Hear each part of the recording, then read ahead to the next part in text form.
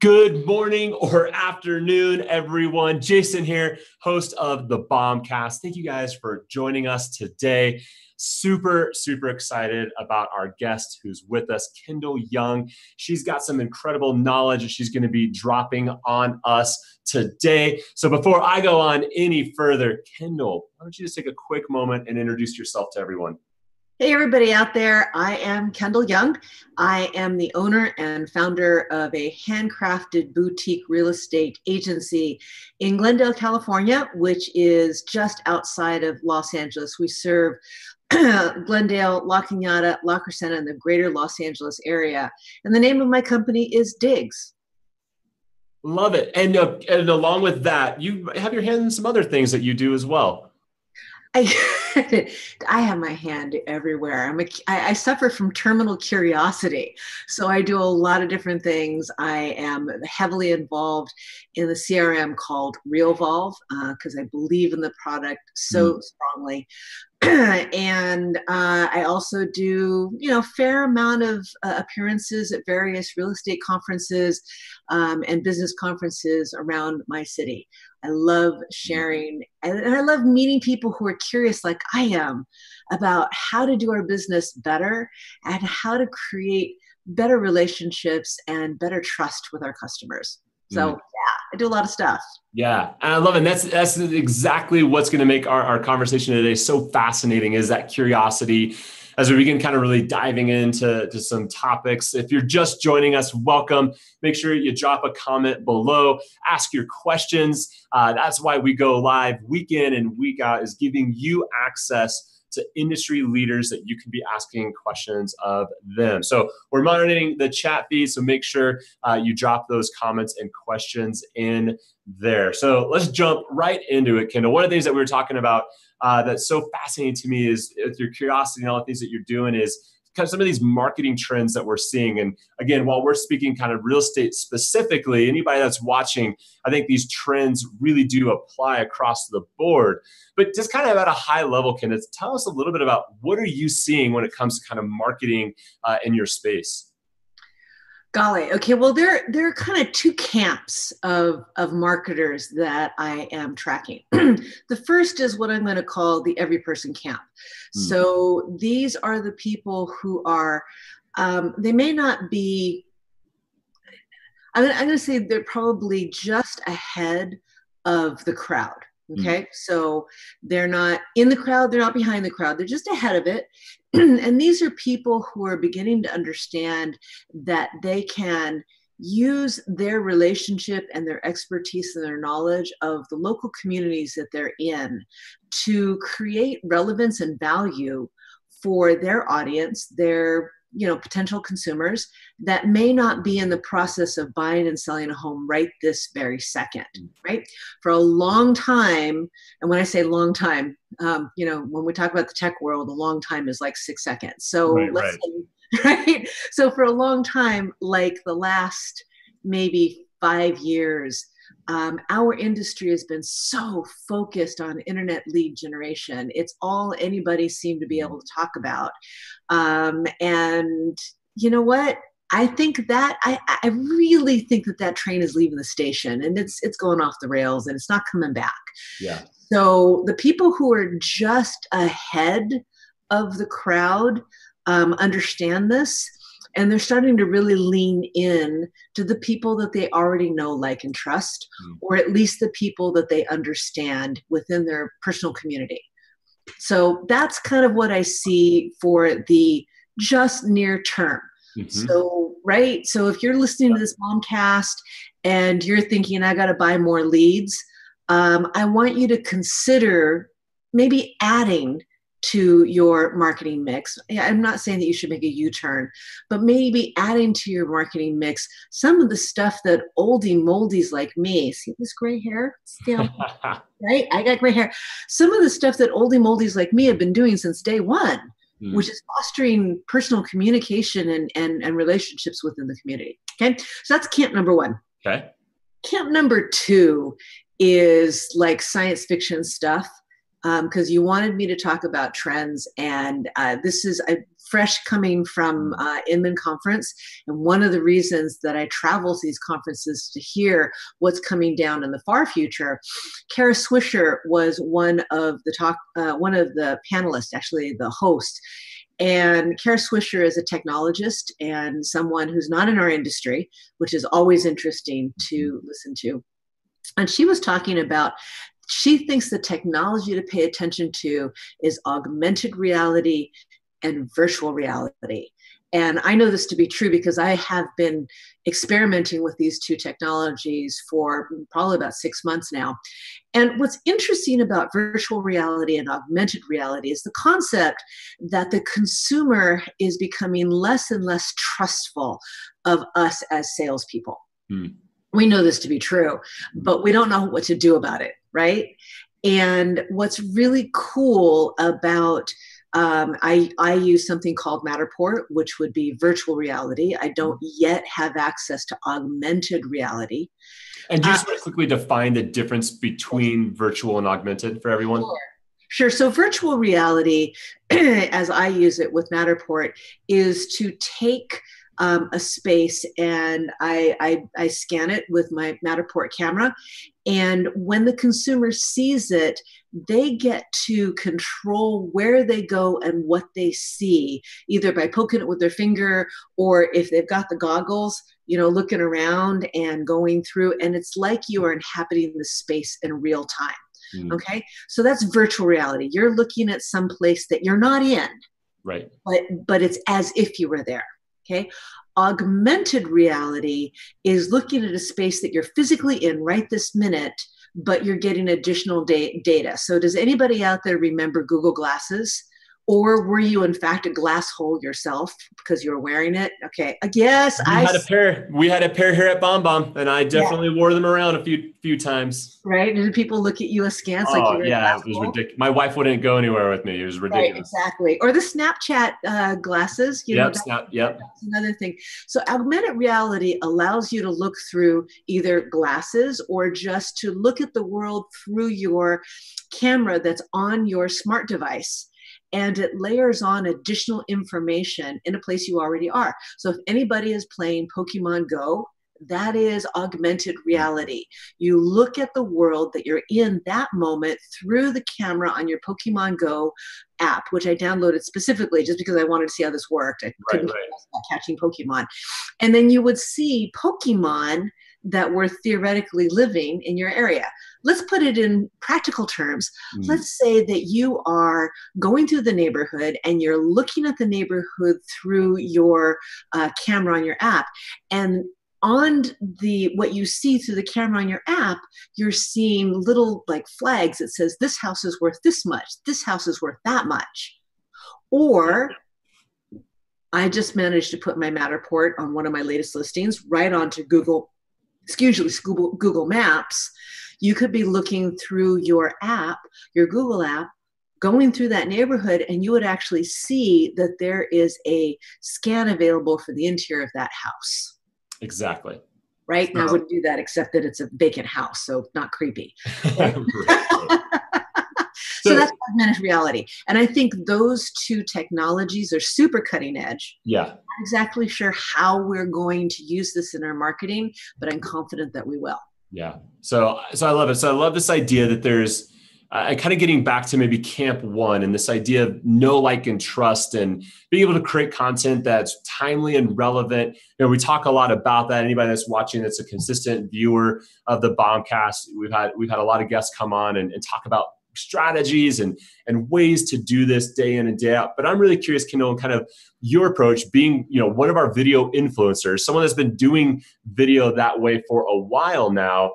Tell us a little bit about how are you using video in your marketing to really develop that know, like, and trust in the market centers that you're working in? It's really, really basic, super, super boring. And people are going to say, nah, there's got to be something sexier than that. Not. So I love the one-on-one video message or the one-on-one video text. Either one works, right? And the way I use it is, first of all, when somebody emails me about whatever, the likelihood that I'll respond with video is really high.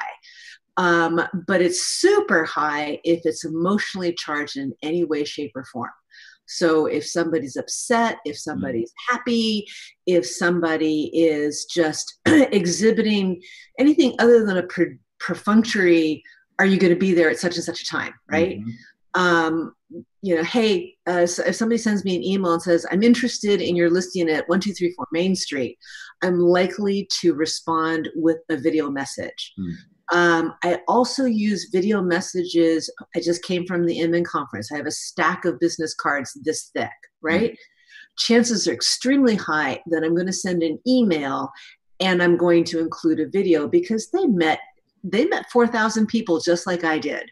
They don't remember me. They don't remember who I am. They don't remember even the conversation that we had. And frankly, I might not remember the conversation we had, but I asked them for their business card for a reason. So I send them a video email saying, hey, it was great meeting you at Inman. Love to follow up on our conversation, but I'm totally going to be honest. I'm a middle-aged lady with memory issues. What did we talk about? And if you can't remember either, let's have a conversation, right? So that's super basic. I mean, basic, but it has completely changed my ability to connect with people and take the relationship to the next level so that we can find out where that commonality is and maybe benefit each other, right? Yeah. The third way that I use video, email, or actually, frankly, I do this a lot on video text. It's just really, really fast. I could use the BombBomb app, but text is already open, so I have to do that, right? Is birthdays is a super big deal. Anniversaries are a big deal. Or if I see on my Facebook feed that a mom has posted some kind of kudos about their kid, really doesn't matter what it is, I pick up my phone and I stick it in front of me and I say, hey, happy birthday, happy anniversary. Or a big, big crowd pleaser is, hey, little Julie, I saw on Facebook that your mom posted you got Citizen of the Month, and we're so proud of you, and you want to keep up the great work. You're a Diggs kid, and just kudos to you. And then the mom shows it to the kid after school, and it's squeals of laughter, and it's awesome, because what adult is giving them that kind of attention? And with the birthday message, I can't tell you how many HBs I get on Facebook. Yeah. Seriously, you don't like me enough to even type out happy freaking birthday? Right. Facebook killed birthdays, I think, in a lot of ways. It used to mean something to get that. And then Facebook is dead. It doesn't mean anything anymore. But you send a video text, yeah, under 10 seconds, under 20 seconds, whatever it is, nobody else is doing it. It means something. I used to sing happy birthday like Marilyn Monroe did to President Kennedy. That can be good and sometimes right. Much, so I'm curious, Kendyl, when you're paying attention to all this stuff, and you're talking like really simple tactical things right now, right? Sending out birthday messages, that's very simple. But works and extremely effective. How do you blend in your marketing strategies and as your approach to this, both these tactical, simple things that work with some of the more strategic things, like maybe thinking about augmented reality, or like, where do you put your efforts and your energy? Because I talk to a lot of agents who just feel so overwhelmed by all of the stuff that is out there and all the things you could be doing. How do you know what the right thing is, and putting your investment into that so that you're getting an ROI positive interaction? I don't. Dude, tell me about that. How do you pay attention? No magic. You know how I figure out what the right thing is? I fail at a furious rate. I try. I told you I suffer from terminal curiosity, and my superpower is that I can execute things faster than anybody else. It's like I hear an idea at Inman. I have executed more new technology and more new ideas in the last 48 hours than I guarantee any other real estate agent. And they're 90% of them are going to fail. 90% of them I'm never going to talk about, but I am executing like crazy. And so when I say to you, one of the most effective things that you can do is to stick your camera in front of your face. And I don't care if your hair is wonderful or frizzy. I don't care if you've got makeup on or not. Your friend knows what you look like. I guarantee it. I don't care if you think your voice sounds funny. Your friend knows what your voice sounds like. I guarantee it.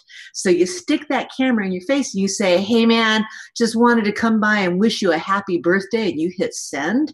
That is the most effective thing that you can do. And it's going to trump any augmented reality dealio that you can come up with, and it's way cheaper. But to answer your question. You have, I think, yeah. Well, what else do you have? But to answer your question, augmented reality, I just think is super, super cool, but I don't think it's consumer friendly yet. At least I haven't seen anything, and everybody knows. If you could drop a comment down there, I'd love to experiment with it. Virtual reality for me is pretty much about Matterport, and they keep improving that platform. I'm going to be experimenting with Matterport tags soon, where you can go through one of my listings, and I'm going to zhuzh that stuff up with community information, maybe information about features about the house, that sort of thing. But I'll tell you, we do a great job of talking about the features of our houses. We may even do a really good job of talking about the features of our community, but we're doing a rotten job of talking about what you get from those features. And I think that there's space to use video. There's also space to use photography, space to use even just prose, simple prose, to talk about the benefits of our houses, of our communities, of us, frankly, not our features. And I want to experiment with that. So define benefits for me, because I think you're spot on. But when you say benefits, how would you define that? Okay, so here's a feature of a house. A feature of a house is it belongs to a particular school district. Okay, that's a feature. One can look up the school scores. One could even take a look at the demographics, the rate of going to college, all that stuff. That's all a feature. A benefit is the community that rallies around a particular school. And the benefit is what it feels like to live in that community where people come together for, school benefit, and they all rally around that benefit, and the friendships that are made with like-minded human beings that all want to bring up their kids in a particular paradigm, right? That's a benefit. It's a feeling. And it's not something that we can quantify by a school score on great schools, but it's super important. Well, it's interesting because I think in sales in general, and anybody that was on our BombCast several episodes ago where we talked about our own sales process, and we had Steve Passanelli on and talking about how we were revamping and some of the ways we've been failing, it came to the idea that we were getting too focused on features ourselves. And I think in sales in general, it's really easy to focus on features, but benefits is so much harder to get into. And yet, honestly, it's sometimes that secret sauce that creates the know, like, and trust, or the people that you're working with, is the ones that can define benefits the best. So when you think about benefits, and what creative work or what processes do you put into protecting yourself from not going so feature heavy and remembering to talk about the benefits? Well, that's a complicated question. Okay. All right. But it's a hard thing, right? Because that's, we could talk the easy stuff, but that's really, we could talk about pop buys all day long, but and that's easy to duplicate, and everybody does it, but then you're just like everybody else. Exactly. So, okay. So I'll try to answer this as easily, as succinctly as I can. I think that what I do at Diggs, what I focus on, is telling the stories. Okay. And I think that through stories, we inherently pick up the benefits that resonate for us, right? The best way, because human beings learn through listening to and telling stories. It's baked into our human DNA. I actually did an entire talk for my city economic development sector on the art of storytelling as it relates to business, and I can send it to you. It's lots of fun. Gets into the science of why storytelling is so effective. But so I tell stories about the houses. I don't talk about the features of the houses, 3-bed, 2-bath, blah, blah, blah. I tell a story of what it's like to live in this house, to live in this community. Another way that I use story is I do something called sold stories. And I've got this fabulous photographer who's just great at seeing the essence of people and family. And I tell their journey as using the hero's journey framework. They had a problem. They had blocks along the way, fears, considerations. They went through this journey, and then they were able to overcome their, blocks and fears and whatever, and they transformed because of it. And my role in that story is the wise guide. I'm Yoda, see my ears. I'm Yoda. My company is Yoda. We're just the guide that helped them. But that story, people will resonate, not with me, because they don't need me. They're going to resonate with the person who went through that journey. They're going to say, wow, I told a story of a widow that had to overcome her grief and move into the next part of her life. I told a story of a first-time buyer, and they had absolutely no money for a down payment. And how did they overcome that? I told a story of a family who needed to combine generations in one house, and all of the considerations and fears that you might have with that, the loss of identity for the elder generation, and the fears that the loss of autonomy for the younger generation. And these are stories that are important. And by telling it, I get to showcase my features within the story, but what comes through are the benefits for the person reading that story. It's like, oh, wow, this is how I can get the benefit that I really want. And that benefit, I got to tell you, that benefit is never an extra bedroom. They say it is, but it isn't. What do they get from that extra bedroom? Is it privacy? Is it the ability to have your somebody come and live with you? Is it the ability to have, finally launch your entrepreneurial business because you have an extra space where you can close the door, which, by the way, closing the door is awesome. What is it? What are you getting from that fourth bedroom?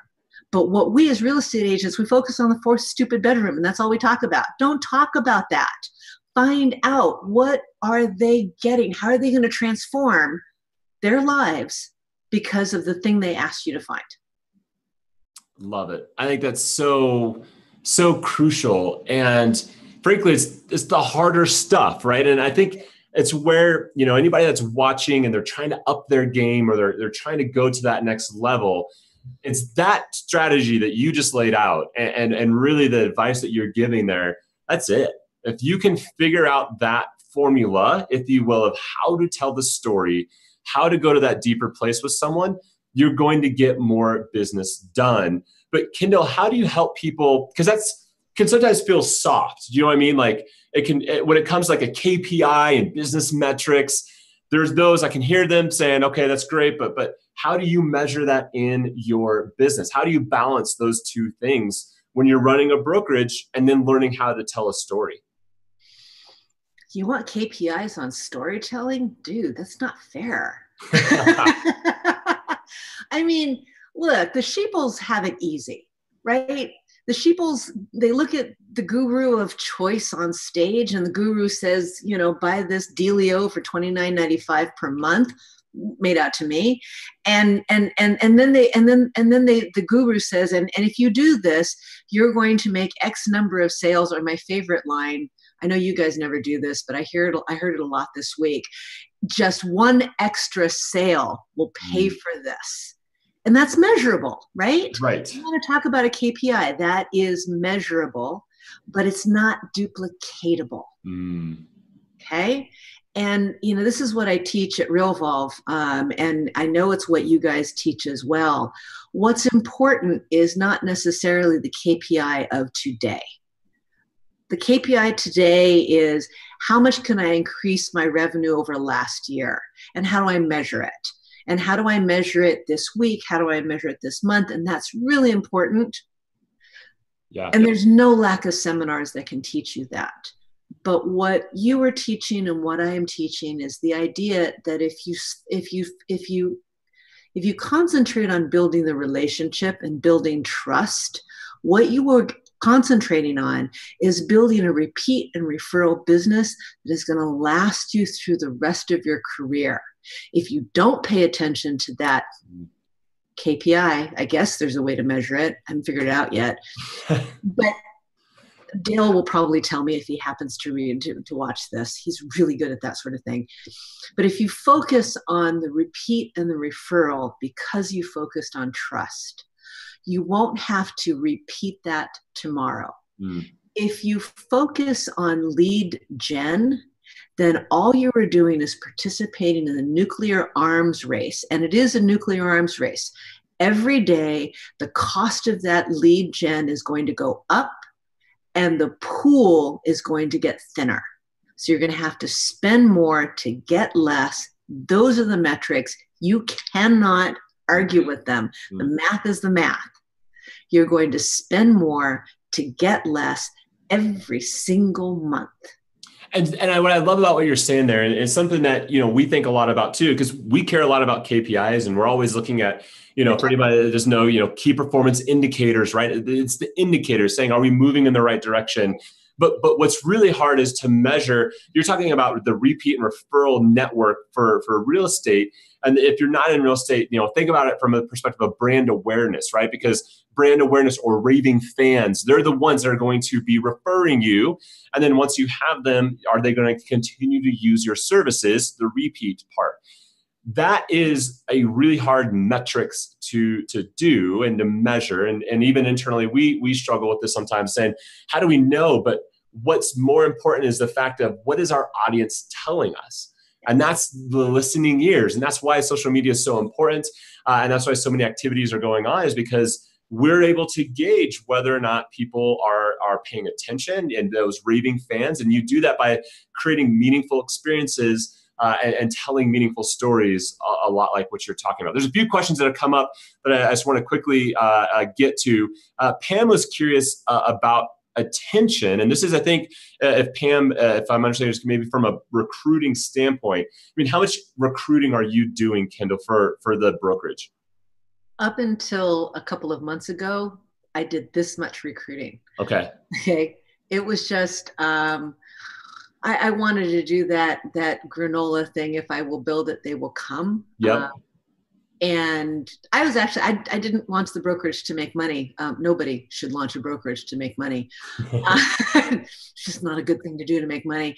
I launched the brokerage because I wanted to teach and I wanted to develop people. So I was pretty happy with what I was doing, but it's just recently that I decided that I want to attract really awesome real estate agents and to see if I can do the same for, maybe established agents, the same thing that I've been doing for brand new ones. And so, yeah, that's a very, very, very recent thing for me. So how are you, and so the second part of Pam's question was attention, and how do you get agents' attention? Like, have you started to kind of think about how to get eyeballs on the brokerage and reaching out to kind of agents in the area? Interestingly, since I started talking about digs, I found out that people have been paying attention to me. So I'm not doing anything different than what I had been, except making phone calls to the extremely short list of agents that I think I'd want to be in business with. Yeah. Like it's so targeted. You're going out, you're not throwing a wide net to say, hey, who's interested? You know who you're interested in, and you're going after them. Yeah, I mean, there's literally like 5 agents on my list, and I'm trying to be more open-minded. What's really happening is I'm meeting agents that are not on the usual suspects list, and that has been, there's been some very cool people that I have met by just opening my eyes. Yeah. Very cool. Very cool. All right. So a couple of things as we get here towards the bottom of the hour. I want to be respectful of your time, and thank you for spending half an hour with us. One of the things I'm curious, you talked about constantly being curious and looking at trends and thinking of kind of what's next. Kind of curious, kind of as our closing question, when you think about video, what do you see kind of in the video space as some places that's possibly coming next, or what are you paying attention to when it comes to trends in video? I suspect that the highly produced mini movie video will start going away.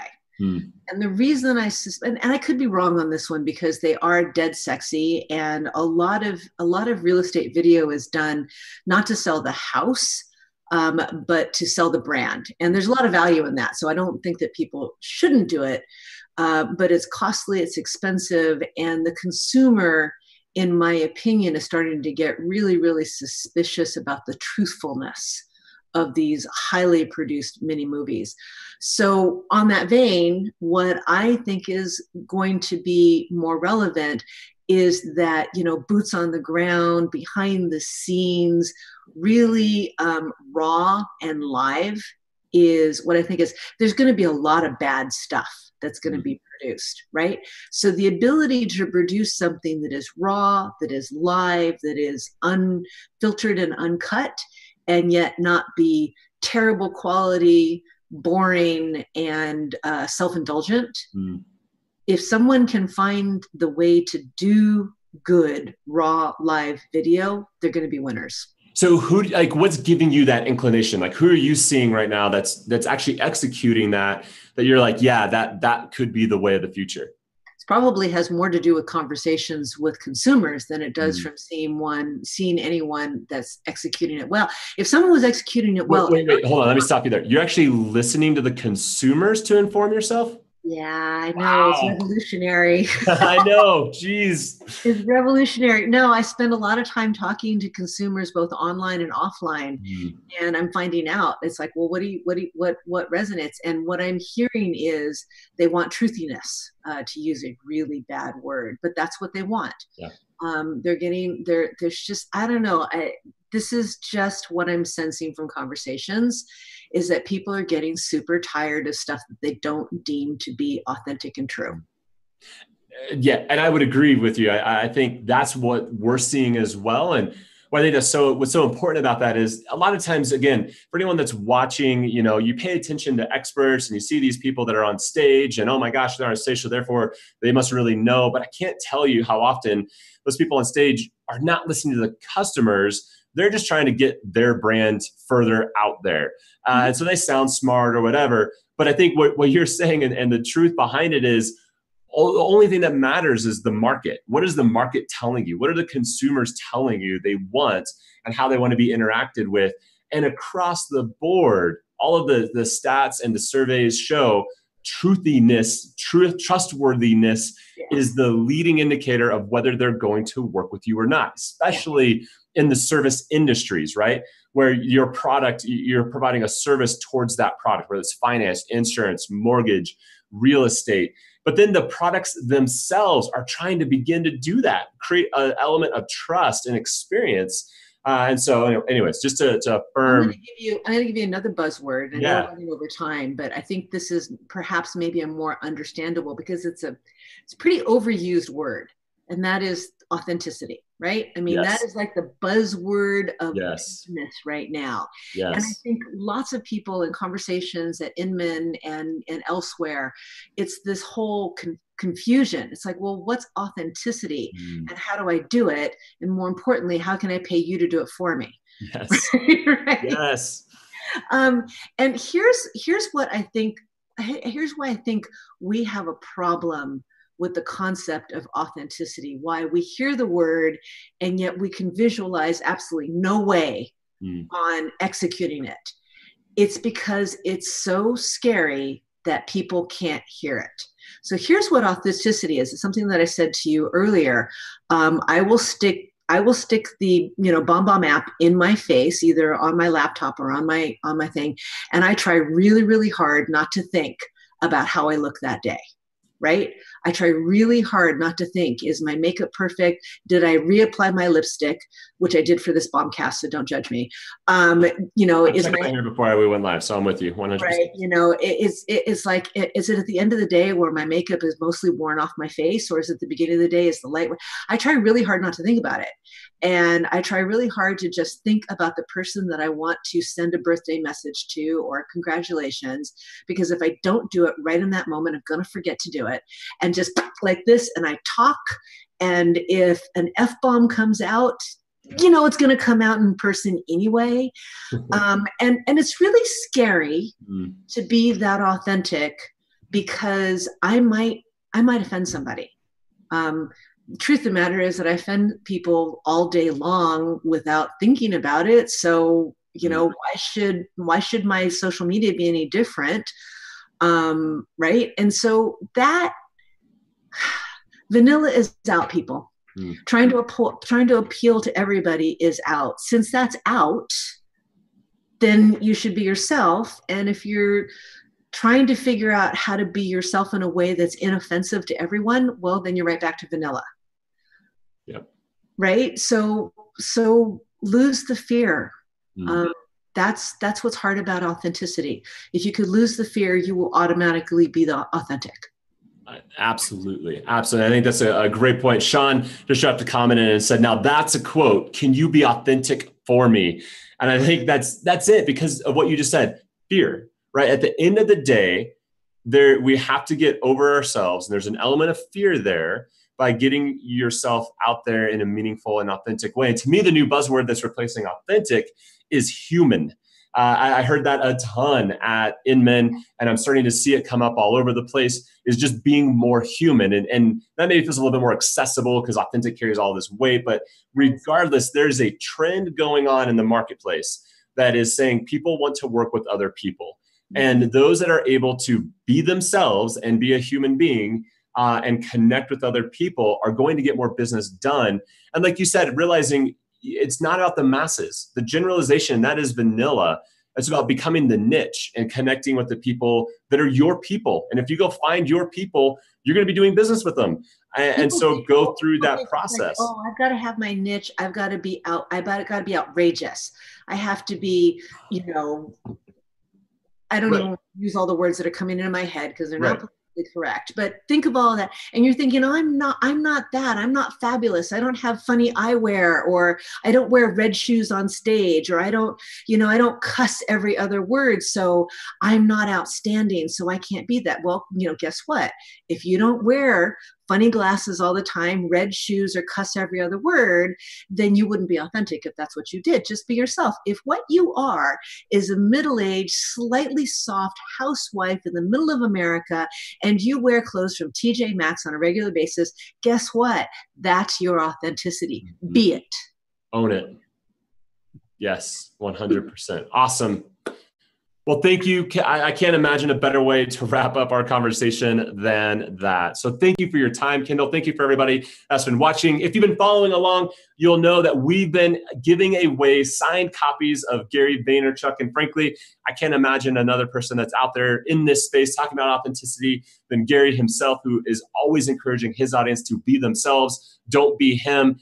And we're giving away signed copies of his books. And today we're giving away a copy of Ask Gary V. We have one more week to give this away. So if you want to be entered in, go over to our Instagram handle at BombBombHQ, like us there, and then join our newsletter, which will be dropped into the comments. Our winner this week is Michael Athens. Michael, congratulations. You will be getting this copy sent to you in the mail. Thank you for following along and being a part of this. Next week, we will be giving our final copy away, which is Gary V's newest book, Crushing It, which if you haven't read it is absolutely fantastic. So is Ask Gary V. I mean, this stuff is timely, relevant, even though it was written a couple of years ago, more than ever. So thank you, everyone, for watching today. Kendyl, thank you for your time and spending a little bit of time with us today.